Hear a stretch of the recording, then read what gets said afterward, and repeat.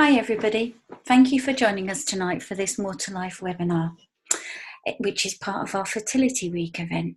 Now today the focus is on #mental matters. So this webinar, which explores the effectiveness of our self-help guide in supporting the mental well-being of our More to Life community, really slots in neatly to that focus. Now, it is incredible to believe that it's 1 year since Sophia from Cardiff University first introduced us to this guide. It was created to help users navigate their way to acceptance about their childlessness. So it's my absolute pleasure tonight to introduce Beth, who works closely with Sophia and who will give more details in a presentation about what she's been doing. Hi, Beth. Hi Heather, thank you. Thank you so much for joining us tonight. Thanks. Now, Beth's presentation will come first tonight, and then we'll move on to a short Q&A session as we normally do. So any questions that you have can be submitted just by hovering your cursor down at the bottom of your screen, selecting the Q&A function. Please make sure that you press anonymous so that none of your details are shared, because this session will be recorded and other people will watch it later. So just type your question in, and what we'll do is we'll come back to it once Beth's finished her presentation. Okay. All right, Beth, I think I'm just going to disappear now and leave it all up to you. Have fun. Okay, great, thank you.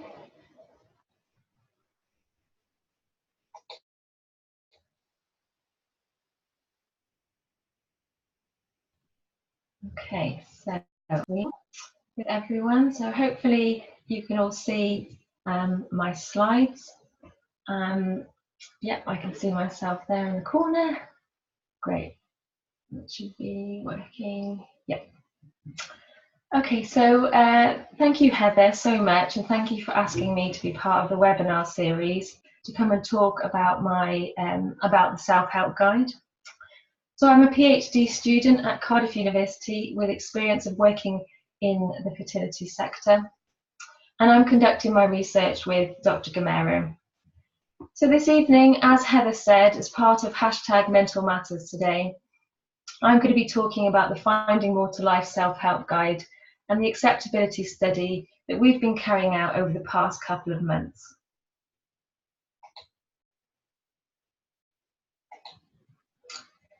So as Heather mentioned, about a year ago, Dr. Gamero presented a webinar which is still available online, and she talked about the newly published Finding More to Life self-help guide.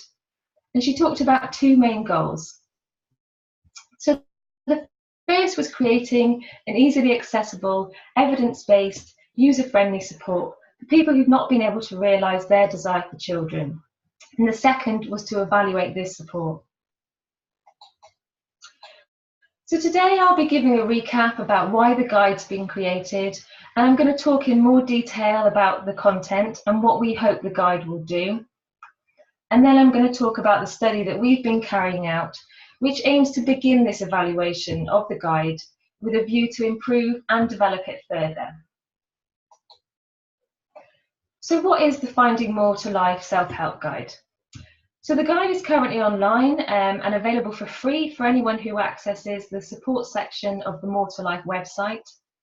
And the presentation of the guide has been developed with Fertility Network UK so that it fits in with the design of their website. So the guide's been developed for both men and women who are childless, whether this is a result of infertility or circumstance. And it's also been created for non-childless men and women, but may also have an unmet desire for children. And what we mean by this unmet desire for children is not being able to have the child or children that you wish for, with research suggesting that having this unmet desire can lead to poorer mental health and well-being. And so this guide aims to provide support for those who experience this. So on the website, you can find information about what most people experience, and this has been based on multiple studies. And you can also find information about the themes behind the development of the activities, which I will talk a bit more about later on, and of course, the activities themselves. So there's 8 activities that you can see up on the screen there, and these are the names of them. And engaging with these activities is what we mean by using the self-help guide. So they've been put in a particular order and they have specific goals.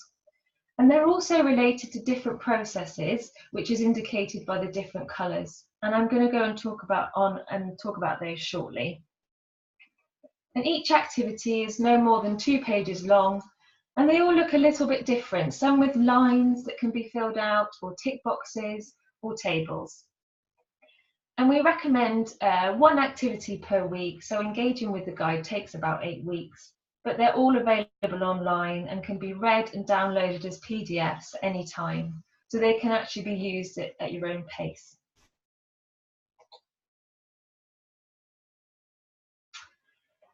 So the key aspect of this self-help guide is that it's evidence-based. So research has been based on in-depth individual and group conversations of around 270 men and women, and they provided their own perspective of their experience of unsuccessful fertility treatment and having an unmet desire for children. And the themes that were reported by most people have been evaluated, and this has directed the development of this guide. So participants talked about how they adjusted individually and socially, so in relation to the people around them. And they also talked about their healthcare perceptions and support needs. So at the individual level, people talked about feelings of prolonged intense grief and feelings of profound sadness and loss. Socially, people talked about feelings of isolation and avoiding the fertile world, and avoiding situations that could be triggering or painful. And reflecting on healthcare perceptions and support needs, people talked about feeling abandoned by their clinic and also needing to seek psychosocial support or counselling. And here at the bottom are the themes that refer to what people mostly talked about that they engaged with that helped them to adjust to their unmet desire for children. So most participants stated that their pathway to adjustment included meaning making of their experience, acceptance, and the pursuit of new goals. So I'm going to go on and talk about meaning making, acceptance, and the pursuit of other goals, and what that means in the context of the guide. But I'd just like to point out here that these experiences are very similar to what is reported by other people who undergo traumatic or loss events in their lives, for example, bereavement of a child.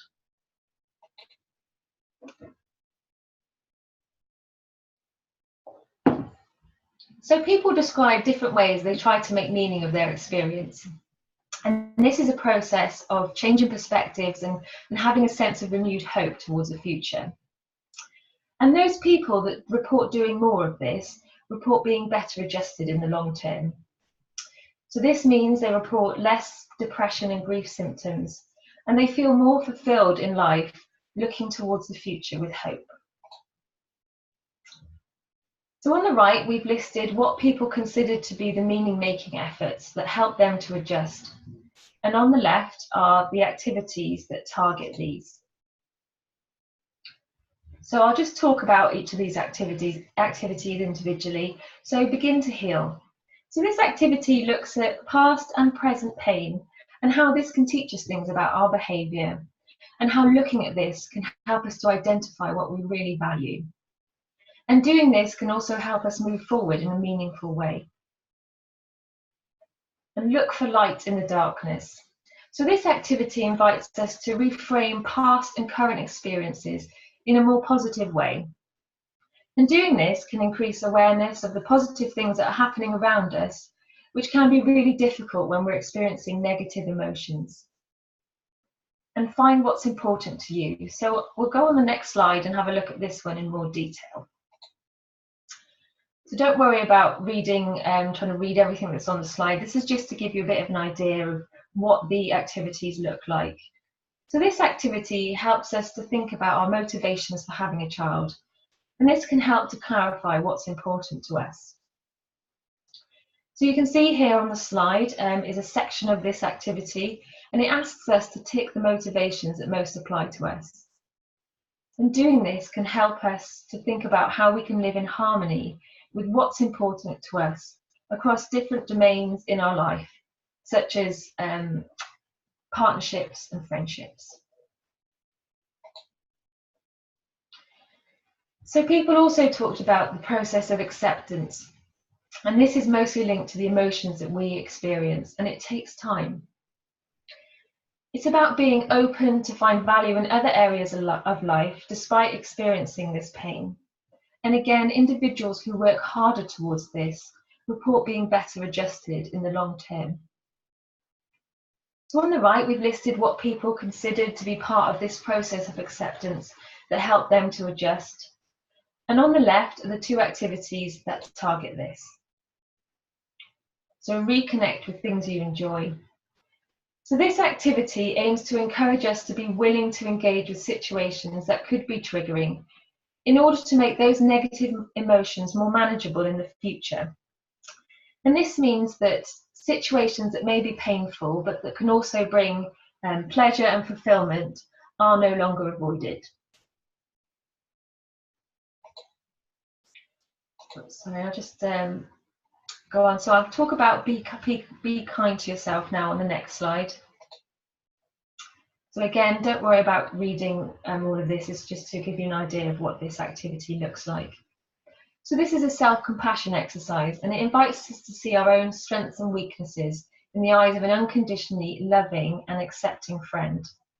And doing this can help us be more accepting of ourselves in a way that we probably already are about others.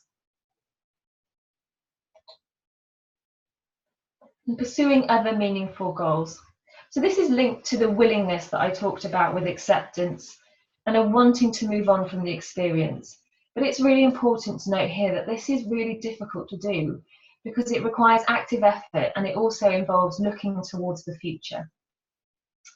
So again, on the right, we've listed what people consider to be involved in the pursuit of other goals that help them to adjust. And on the left are the two activities that target this.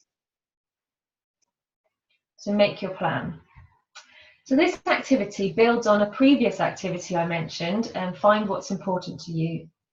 And it aims to help us develop a plan to move forward based on what we identified was important to us in that earlier activity. And it involves setting long-term and short-term goals. And now I'll talk about commit to your plan on the next slide, just to give you an idea of what it looks like. So this activity aims to help us look at the extent that we've been pursuing the goals that we feel are important to us. And it can help us think about why we might not be advancing towards our chosen goals. For example, it might not be the right goal, or there might be internal or external barriers that need to be overcome. But it can be very useful to reflect on how we're not progressing in the goals that we have chosen. And this final activity, called Bring It All Together, it aims to bring all aspects of the previous 7 activities together, enabling a period of reflection about how far we've come and how to keep moving forward. And the journey of adjustment will be longer than the 8 weeks outlined for using the guide, and the guide recognises that here. And this is an opportunity to think about what we believe in, what we accept, and what we want to commit to as a result of engaging with this self-help guide. So now I've given you a picture of the guide and its content, I'm going to move on and talk about the acceptability study. And we've been carrying this out over the past couple of months. And I'm going to talk about what the study's involved, some of the feedback we've got, and I'm going to talk about what we plan to do with this information as well. So why have we done an acceptability study? Well, research suggests that testing the acceptability of evidence-based interventions can help us improve them so that individuals are more likely to want to engage with the materials, and therefore the materials are likely to be more effective in achieving the desired outcome. In this case, is facilitating psychological and social adjustment to an unmet desire for children. And very simply, what we mean by acceptability is how likely are people going to be willing to engage with the self-help guide. And by taking an in-depth look at people's experience of using the guide, we can understand the things that they find helpful or not, appealing or not, and we can use this feedback to improve the guide and its future acceptability. So what has the study involved? So in total we had 12 participants. And first they did an initial interview where they were accessing the guide for the first time. And we asked them to state their thoughts and reactions to the guide aloud as they were exploring it. And we then asked them some additional questions. After, all the participants used the guide for a period of about 8 weeks. And during these 8 weeks, they were invited to do one activity per week in the same order that they're presented on the website. And they were free to engage with the activities as they wanted or thought better or more useful for them.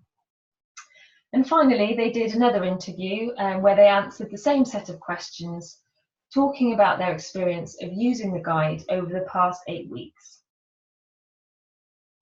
So participants talked about what they did and didn't like about the guide, they advised of aspects that worked well, and they provided some suggestions for improvement. So in this webinar, I'll only be talking about the feedback we've received from the initial interview, as the follow-up interviews are still being carried out and analysed.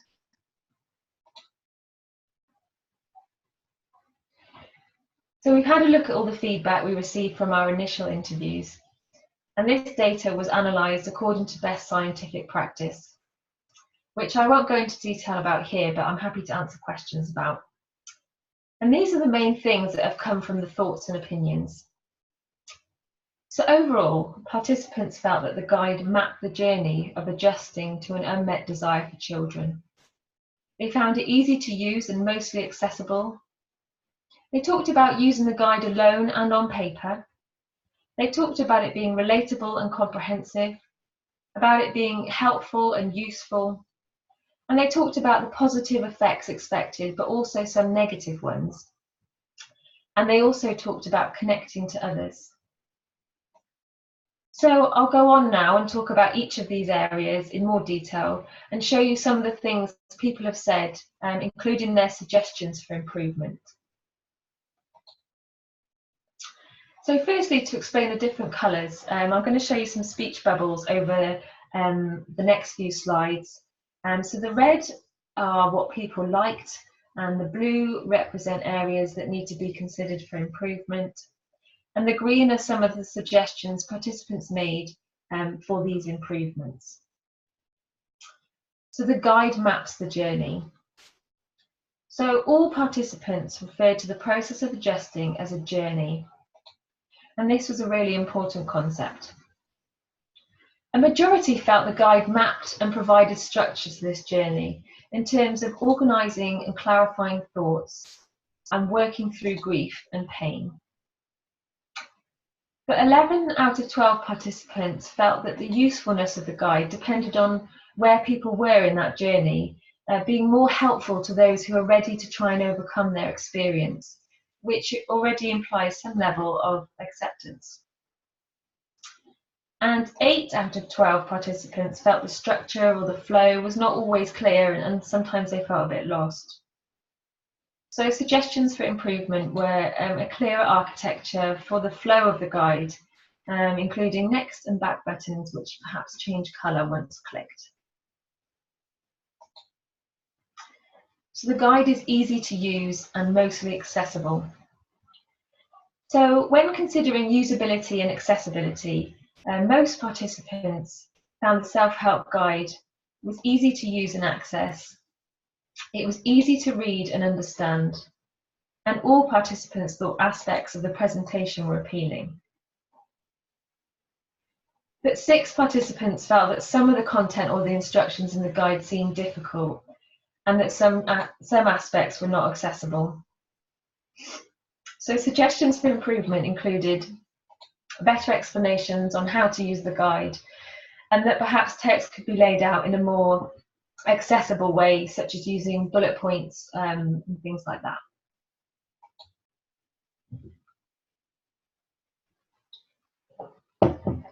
So using the guide alone and on paper. So when thinking about how they would use the self-help guide, all the participants talked about using it individually. And all the participants in this study were women, and just over half felt that their partners wouldn't want to engage in the guide. And when talking about actually engaging in the activities, 9 participants said they would print off the activities or use a notebook or pen so that they would have it all in one place, or it would be easy to pick up and do. So a suggestion was for the guide to be available as a whole workbook that could be printed or emailed easily, or even to have an audio version. So the guide is relatable and comprehensive. Almost all participants felt the guide was relevant and relatable, and that it was comprehensive. So 3 participants found that some of the content was not relatable. And all the participants in this study were childless, and around a third disliked the use of the phrase more children and felt the pain of the childless and non-childless individuals that this has been created for was different. So suggestions for improvement included better acknowledgement that this has been created for 2 groups, and even to create 2 different guides. So the guide is helpful and useful. Almost all participants felt that the guide was useful and helpful overall, to help find meaning, to work through feelings, and to trigger self-awareness. No participants said the guide would not be at all helpful or useful. And some felt that more practical advice would be useful, such as content to learn how not to compare grief, to navigate common challenges, or navigate relationships at work.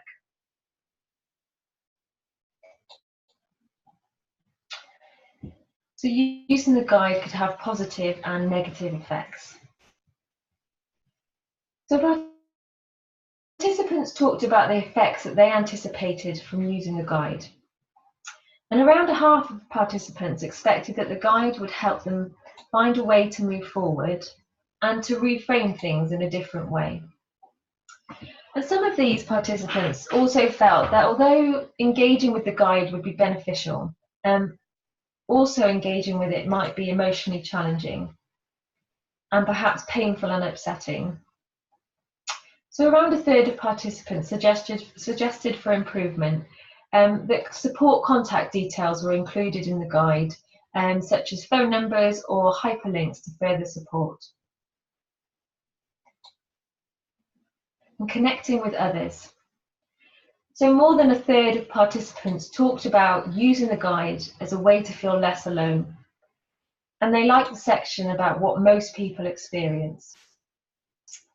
But these comments brought up something that's not yet been considered, as the guide currently doesn't have any information about how to connect with others or ways to connect with others in a similar situation. So suggestions for improvement included ways to connect to others, and also a suggestion of using the guide as a tool within a group support session or as part of an online community.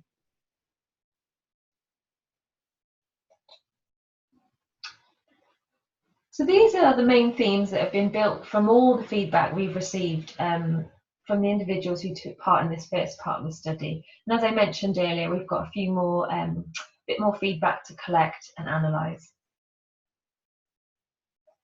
So overall, we found these results really encouraging for those who may need or want to use the self-help guide. We wanted to know whether the core of the guide was acceptable and useful, and this study has shown that it's definitely going to be worth progressing with the development of this guide.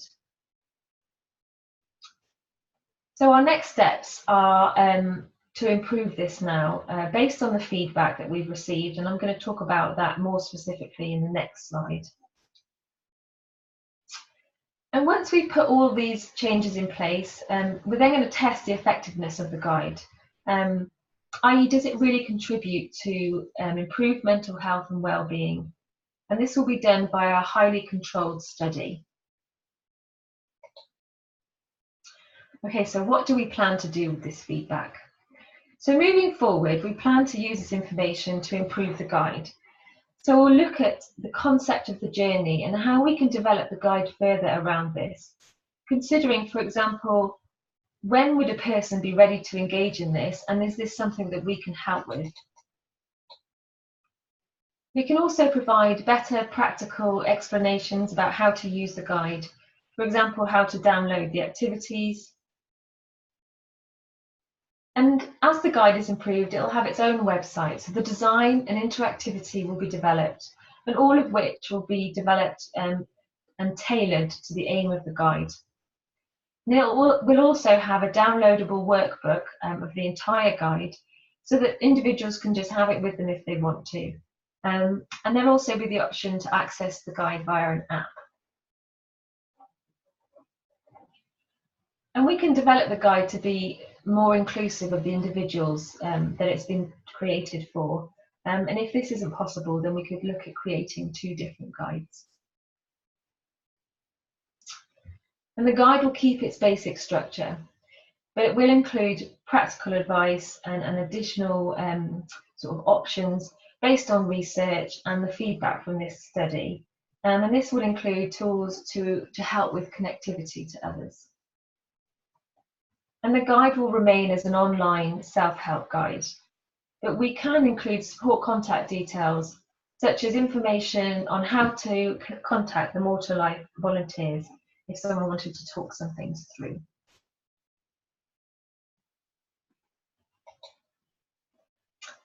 So I just want to say thank you for your time this evening, for listening for me talking about the guide and the study we've done, and I welcome any questions. And I just want to take this opportunity as well to say thank you to all the participants who took part in this study and took the time to talk to me and give me their opinions. It was really, as I said to all of you, it's very, very much appreciated. And I also want to just quickly thank Dr. Gamera as well for all of her support and guidance getting me through this PhD. Thank you very much. So I'll just hopefully stop sharing, and Heather will come back shortly.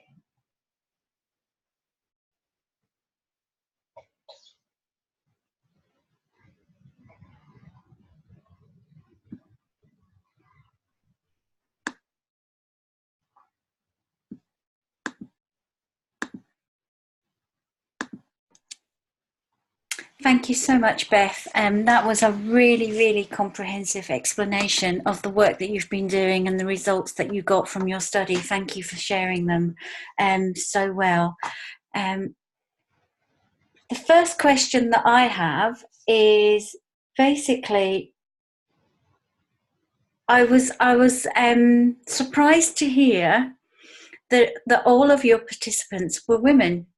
Mm-hmm. And that, you know, they said that men wouldn't want to do it. So were they just talking about their partners, that they'd encouraged them to do it and they said no, or was it just the woman's opinion that they felt that the men wouldn't do it? So, I mean, the study was open to both men and women. So we would have liked to have recruited, you know, both men and women into the study, but unfortunately, we weren't able to do that. So the women that talked about men using the guide mostly were talking about their partners, and they felt that they wouldn't potentially be interested in engaging with it. But there were some other comments to say that, you know, the activities looked appealing in a way that perhaps a man would like, so quite straightforward. So there was some promising information there, but it's certainly something we will continue to look for, because you know, support for men is equally important, and then we do want to have a look into that as well, as I said. Absolutely. And I've got to say, in general, I thought all the comments, there was a lot of positives to gain from them. And, and as you were saying, in general, you can see that the guide is definitely, it's going the right way. And what you're actually working towards is making it even better than it already is. Because the activities, it was clear to see from people's comments that they found the activities really, really useful. And sometimes it was just some of the accessibility that was difficult rather than the actual content. Yeah, absolutely. And this is what all of this this work that I'm doing right now with the acceptability is about. It's about, you know, taking on board what people are saying, the people who are actually going to use it, taking on board what they're saying and trying to make it as accessible and as easy to use as possible. You know, we want loads of people to engage with this, and we want it to be as helpful as possible. So doing all of this work, and as I said at the end there, I really appreciate everyone who gave their opinion, because they were honest and open, and that was really, you know, great actually. Yeah. Absolutely, that's exactly what you needed, isn't it? Now, I thought some of the ideas that you came up with for improvements could really make a huge difference, couldn't they? I'll just check. There aren't any questions posted yet. So if you do have a question, please submit it for Beth and myself to discuss. Okay. One of them was, we do, as you know, we've got the online community, the Health Unlocked Forum for our More to Life community at Fertility Network UK. And, you know, we could easily, that's something that it could easily be done, is to make links to that online community.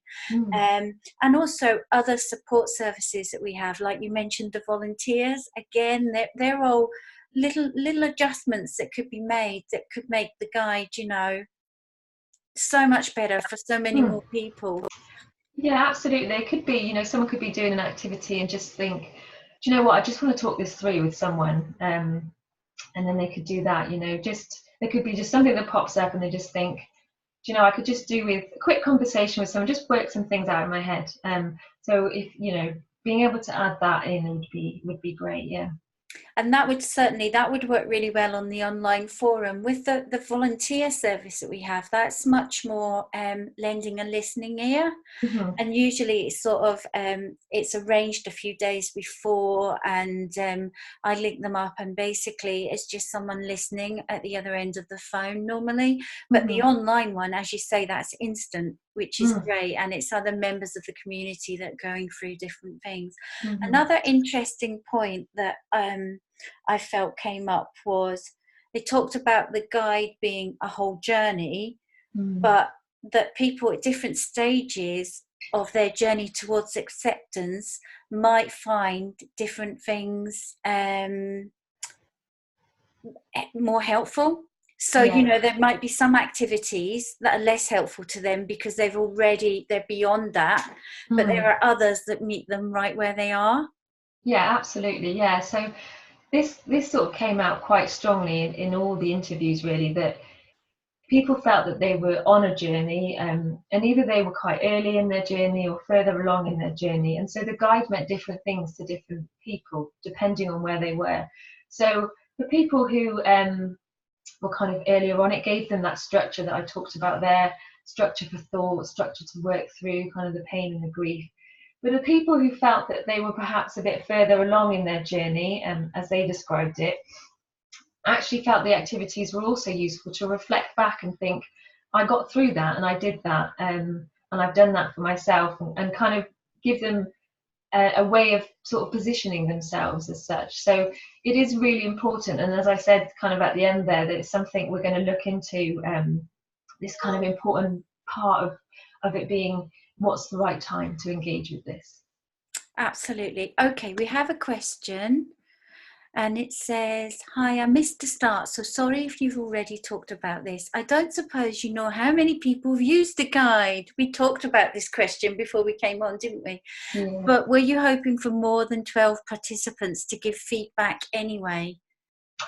Yeah, so we aimed for a slightly higher number than that, but we were satisfied with the number we got, and we kind of reached a point where we felt that people were kind of saying the same types of things. So scientifically, that's kind of called saturation.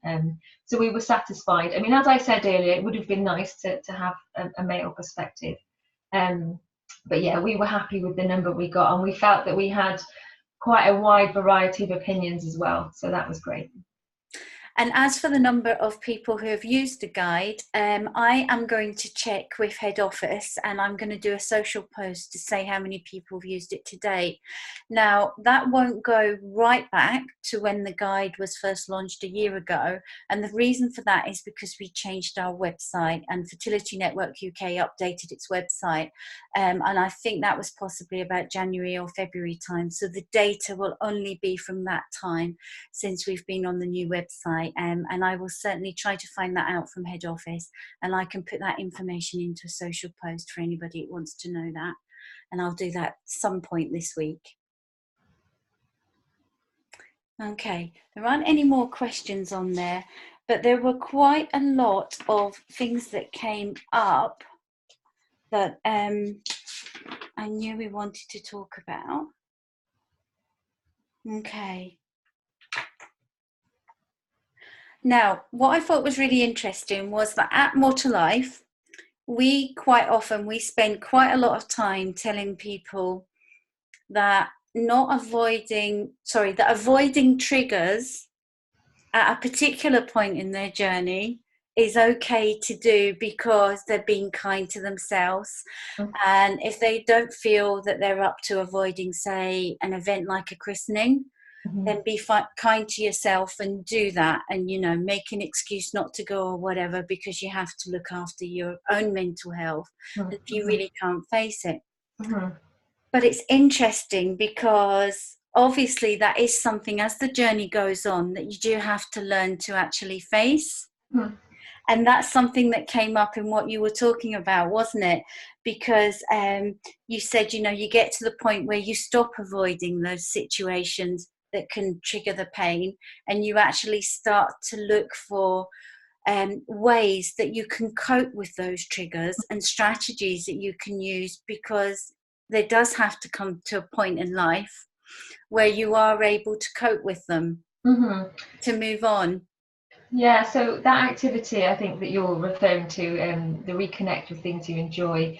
Yeah, as I said, kind of the reason that we kind of say to go and to go to these these events or situations that could be triggering is because they could also potentially be fulfilling and provide pleasure and things like that. So that activity, when someone goes and looks at it, it does give you kind of a step by step, so you're not thrown completely in to go to these things. It is, and I know you said you've looked at the activities yourself as well, so it does have kind of a gradual thing. So you grade the things that you find difficult to go to, and you face them kind of one by one. So it does also acknowledge that that's a really hard thing to do. It is really hard, but as part of this guide, that's kind of part of that journey as such.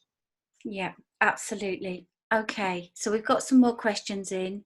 Could you please provide the link to the guide again? Yep, okay, we can do that. So we will do that. And the other one, thank you for doing what you can to tweak and improve it. I really enjoyed using the guide. So that's nice to hear that positive comment. Absolutely. And then there is a question that's really good, because most people said that they like to use the guide alone. However, as somebody asked, has anyone worked this guide through with their partner? I think this could be helpful, as otherwise you can be on a different page. But the research, I think, said that you work on this alone. Any tips on working on the guide with your partner, even if you're each, sort of doing it separately? Yeah, okay. So within the guide, where we talk about using it, we do actually say that you can use it alone or you can use it with your partner. And you could also just perhaps just talk about certain points. And there are a couple of activities nearer the end where it kind of says, in terms of making your plan and stuff, it's useful to talk about it with someone else, someone who might be able to help you move on with that plan and things like that. And in terms of kind of seeing if there's ways to engage, as a couple and things, I think just looking at the activities and seeing what they are and seeing whether even if it brings out some talking points, that could be useful just to start off the conversation perhaps. Currently there's no activities specifically for couples, but there's no reason why they couldn't be used with as couples or whatever. Yeah, so it's a great question. It is a really good question. It is a really good question, isn't it? I mean, I know that couples quite often find that the way that they, or the time scale that they both have to come to acceptance and to find their new meaningful goals, etc., can be very different with different partners, and sometimes they're at different stages on the journey. So in that case, it might be quite good for them to work through it alone. Mm-hmm. And then sort of come back together and maybe discuss later what each of them has done. But there's no hard and fast rule, really, is there? And I think that's what you were trying to put across. I think as long as it's being used and it's helpful, you can either use it together, or you can use it separately, or you can do the activities in a separate room and come together. Whatever works for you as a couple. Absolutely, is key to it. Now, there was one final question there, which was, what was the most unexpected or surprising feedback that you received? That's a great question. I think I would say that it was that last theme that I talked about, that last kind of slide with the speech bubbles. It was this connectivity to others. Because I know I talked about at the beginning, you know, when we looked at the research, that people do feel isolated, like socially isolated, and that's a really big part of this experience. So lots of, as I said, around a third of people talked about using this guide to feel less alone. And as I said as well, it's not something we've considered. Even though we say use it as you want, as an individual or a couple or whatever, we hadn't really thought about, you know, putting something in there that helps you reach out to others in a safe way.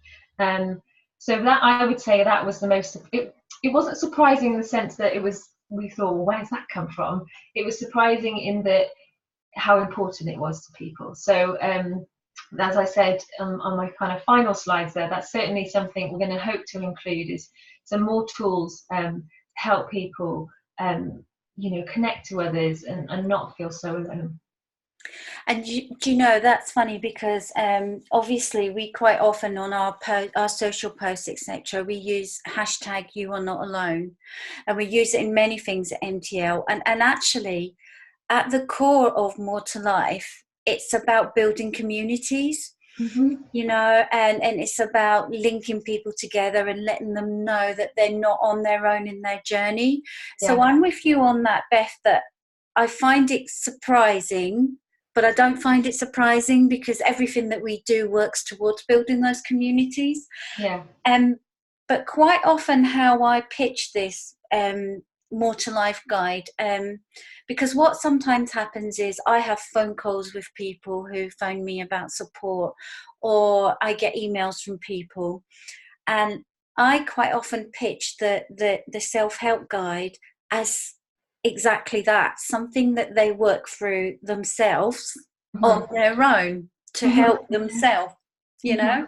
So that is one of the things that I say to them, you know, if you're not quite ready to join other communities yet and speak openly to other people about how you're feeling, then have a look at the self-help guide to get you on the way to feeling more confident to do that. And I don't expect them to do all of that before they join some of the other communities, but sometimes they might just, you know, dip their toe in it and then possibly look at some of the other sort of community building activities and support structures that we have there. Yeah. Well, I mean, so I sort of mentioned it earlier on in the slides that there is a section as part of the guide which talks about what most people experience, and that's based on loads of research, and it's got some quotes in it and things like that.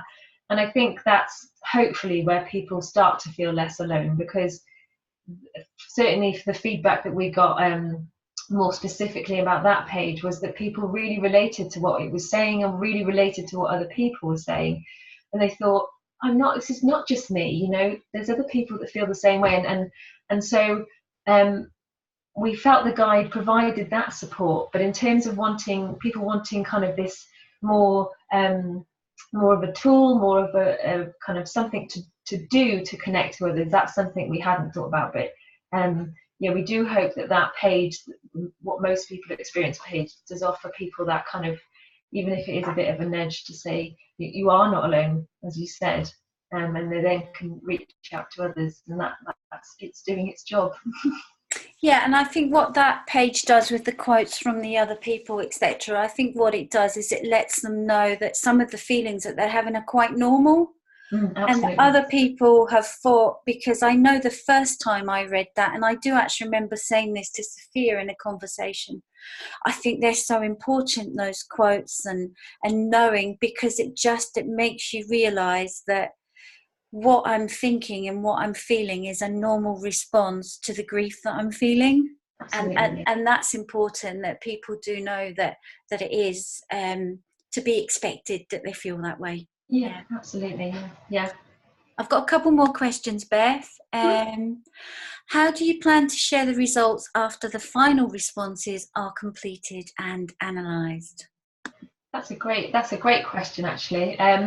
So as I said kind of at the end there, we've still got a bit more to analyse, and then we'll spend the next over the next year really looking at changing the guide, developing it further and things. So potentially in a year's time we could come back and do another webinar if we're invited, and kind of talk about where it's at and things like that. That would be lovely. Or we could hopefully via social media and things like that, and let people know that it's been developed, and we'll always be looking for feedback on it. So yeah. Well, I think I've already booked you in for Fertility Week next year. Okay, promise me you'll come back for Fertility Week. Absolutely. And you've actually answered the next question as well, which is, you talked about developing the guide. When will the updated version be available, please? So I think we've answered that one as well. I think we've had a really good discussion tonight about the guide and about all the work and the research that you've done on it. I think your acceptability study is fantastic, Beth.